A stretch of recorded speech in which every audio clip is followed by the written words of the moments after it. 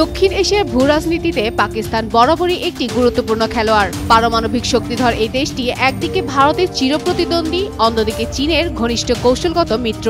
যুক্তরাষ্ট্রের সঙ্গে দেশটির সম্পর্ক একসময় ঘনিষ্ঠ হলেও সাম্প্রতিক বছরগুলোতে তা অনেকটাই দুর্বল হয়ে পড়েছে। ফলে ইসলামাবাদ এখন ক্রমেই বেইজিং এর উপর নির্ভরশীল হয়ে উঠেছে, বিশেষ করে প্রতিরক্ষা, অবকাঠামো ও প্রযুক্তি খাতে। এই সহযোগিতার সর্বশেষ উদাহরণ পাকিস্তান নৌবাহিনীর নতুন সাবমেরিন প্রকল্প। চীনের সহায়তায় তৈরি আধুনিক হাঙ্গো শ্রেণীর সাবমেরিন আগামী বছর প্রথমবারের মতো উদ্বোধন হবে বলে জানিয়েছে পাকিস্তানের নৌবাহিনী প্রধান অ্যাডমিরাল নাভিদ আশরাফ। গ্লোবাল টাইমসকে দেওয়া এক সাক্ষাৎকারে তিনি বলেন, 2028 সালের মধ্যে মোট 8টি সাবমেরিন নৌবাহিনীতে যুক্ত হবে এবং প্রকল্পটি সুষ্ঠুভাবে এগোচ্ছে। প্রায় $5 বিলিয়ন এই চুক্তি অনুযায়ী প্রথম 4টি সাবমেরিন চীনে তৈরি হবে, আর বাকি 4টি নির্মিত হবে করাচি শিপইয়ার্ড অ্যান্ড ইঞ্জিনিয়ারিং ওয়ার্কসে। এতে শুধু নৌ সক্ষমতা বাড়বে না, পাকিস্তানের স্থানীয় শিল্প ও প্রযুক্তিগত সক্ষমতাও উন্নত হবে বলে আশা করা হচ্ছে।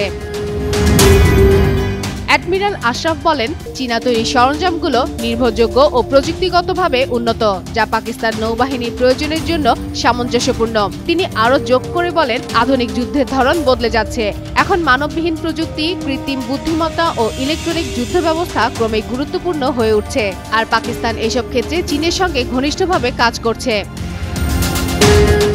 Stockholm international piece research institution SIPRI এর তথ্য অনুযায়ী 2020 থেকে 2024 সালের মধ্যে পাকিস্তান চীনের মোট অস্ত্র রপ্তানির 60%-এরও বেশি কিনেছে। অ্যাডমিরাল আশরাফের ভাষায়, চীন ও পাকিস্তানের নৌবাহিনীর সম্পর্ক দীর্ঘদিন পারস্পরিক বিশ্বাস ও অভিন্ন স্বার্থের উপর দাঁড়িয়ে আছে। ভবিষ্যতে এই সহযোগিতা আরও বিস্তৃত হবে, যা আঞ্চলিক শক্তি ও নিরাপত্তায় গুরুত্বপূর্ণ ভূমিকা রাখবে।